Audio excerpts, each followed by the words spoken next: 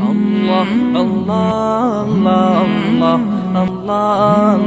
قربانی کے لیے بیل ذبح کرنا ہو تو اس کی عمر کتنی ہونی چاہیے؟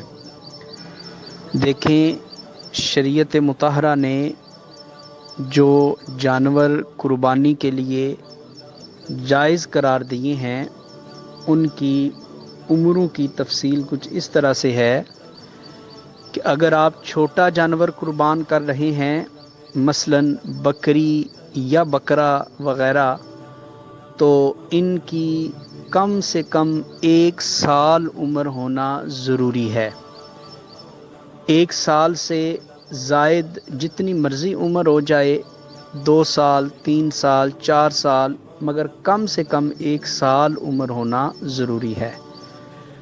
اور جو بڑا جانور ہے، گائے ہے یا بیل ہے، جس کو ہم اپنی زبان میں وچھا بھی کہتے ہیں،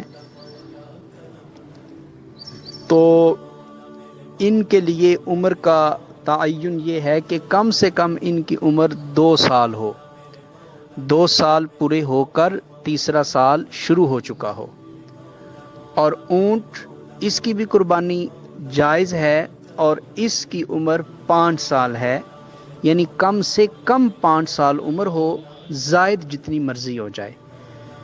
تو اس لیے قربانی کا جانور خریدتے وقت ان کی عمر کے حوالہ سے تسلی کر لینا جائز اور درست ہے، اس لیے کہ جو عمر بتائی ہے اس سے 1 دن بھی عمر کم ہوئی، بلکہ 1 گھنٹہ بھی عمر کم ہوئی، تو وہ قربانی کرنا درست نہیں ہوگا۔